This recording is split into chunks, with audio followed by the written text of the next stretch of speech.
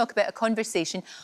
I don't think you'll probably have this conversation today, you know, because so many of us avoid talking about what happens at the end of our lives with people that we love.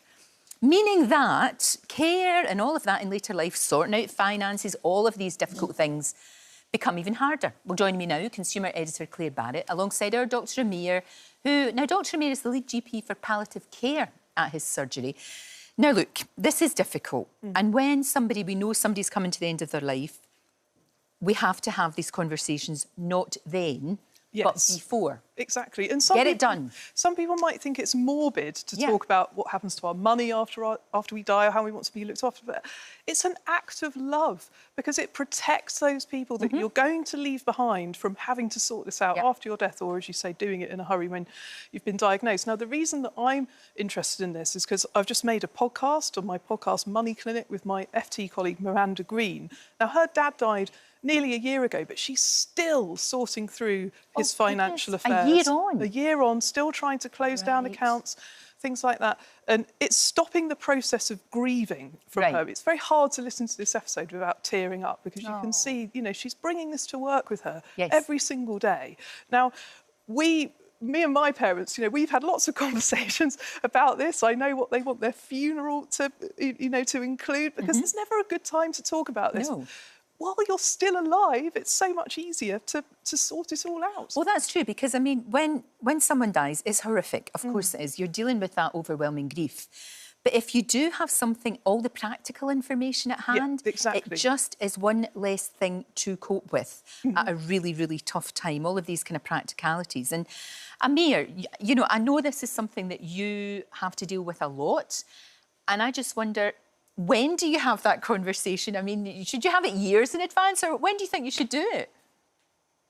Morning. It will vary from person to person. I look after patients at our practice who are towards the end of life. I'm part of the palliative care team, and it's important to have conversations so patients and their loved ones know that they will die in comfort, in dignity, and in line with their wishes. And similar to Claire's friend there, I lost my dad many years ago, and we weren't expecting him to die. It was very sudden, and we weren't prepared for it, Lorraine, and it was really traumatic. I was a young lad at the time. As the only man in the house, I was left to deal with it all, get the death certificate, arrange the funeral. I didn't have much money and to pay for the funeral, and it really affects the grieving process, and it lives with you, that feeling, for a long time afterwards. So I would urge anyone and everyone to have that conversation, so you can die with dignity and in line with your wishes, and take the pressure off your loved ones. It's that kind of thing, and I know you've talked about this before, Amir. It's about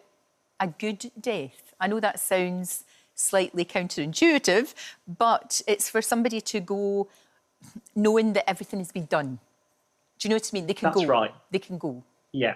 Yeah, a good death is just as important as a good life, and having those conversations either with your family members, or if you've been diagnosed with a long-term or terminal illness that can't be cured, having it with a healthcare professional. In England and Wales, we fill out a form together with a patient called a respect form, and it's your personalised care plan in the lead up to your death. It's the kind of things that you want, what kind of medical intervention you want, who you want to be around you at the time, and whether you want to be resuscitated or not. And that's a really hard conversation to have, but a healthcare professional will sit down with you and discuss whether resuscitation will either prolong suffering or whether it might improve quality of life. And if you make those decisions while you still can, it will prevent then your family or friends having to make it in your absence, or when you're incapacitated and can't make those decisions. And believe me, I've had those discussions with family members, and it is incredibly difficult for them to make such a big decision for someone they love so much. Oh no, of course it is, and it is about things like practicalities, isn't it, Claire? You know, there are certain things that we can do now that will make it a lot easier. There are, and making a will is the obvious one. Of course. Now, this month it's Free Wills Month. There's a website. I'll put it in my stories afterwards. freewills.org.uk. If you agree to leave a small legacy to a charity, lots of solicitors will draw up your will for free. And next month there's another one called Will Aid, where the same thing applies, different range of charities. If you want to do it yourself online, it costs about £100, but half of us don't have one. have a list of, we've got a list, me and my husband, called Where Our Money Is, which we keep with our wills. The kids know where it is. And it's just a list of like where our bank accounts are held, where our pensions are, so they don't have to go through the paper trail that Miranda, my colleague, is going through, because of course all of our stuff is online, so there's no paper trail. We've also got a digital password vault that we put our passwords in, and then something else that I'm doing with my mum and dad, who are of sound mind and in their 80s, is setting up a third-party mandate with their bank, so that if one of them had to go into hospital for any reason, I would be able to control their account, pay their bills for them. You just have to go into a branch with photo ID and fill in some forms to do this. But as some of my other colleagues have found out, if you wait until your mum or dad is ill and they're in hospital, then of course they can't go into the branch, so it becomes much harder to do. So we're going to make a day out of it and go and get that done. I mean, it's like Dr Amir says, you sort of have to put a brave face on these things and think it's better to sort it out now than to have a problem further down the line. And then it's done. Do you know what I mean? Yeah. You're right,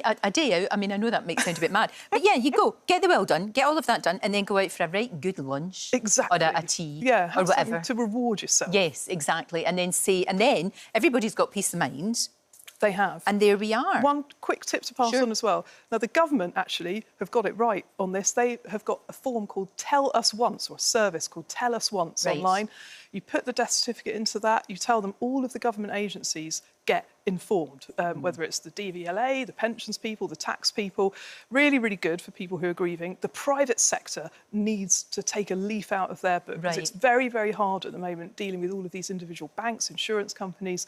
Some of them have got bereavement teams and provide really great service, others don't. And with an ageing population, this is only going to become a bigger problem. So please, financial firms, get it sorted. And I wonder, Amir, there's also a conversation to be had as well about hospices, because, I mean, I've been lucky enough to, be a patron of hospices and go there, and it's not a place to die, it's a place to live. I mean, they are extraordinary places, and I think sometimes people are a little bit scared about going in there.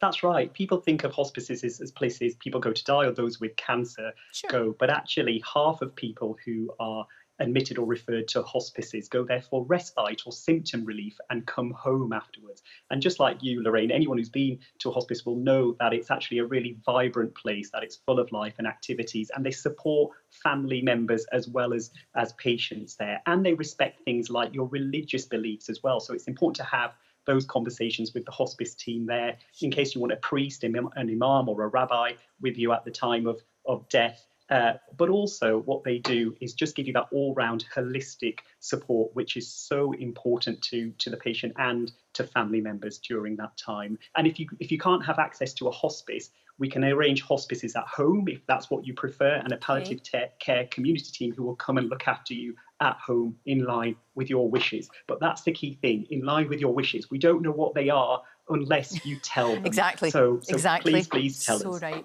Absolutely. Amir, thank you so much. And Claire, thank you too. Thank you. Tough subject, difficult thing to talk about, but it's got to be done. So if you want to have that conversation, there's going to be loads more information on our website, and obviously you'll put things online too, Claire. Thank you very much.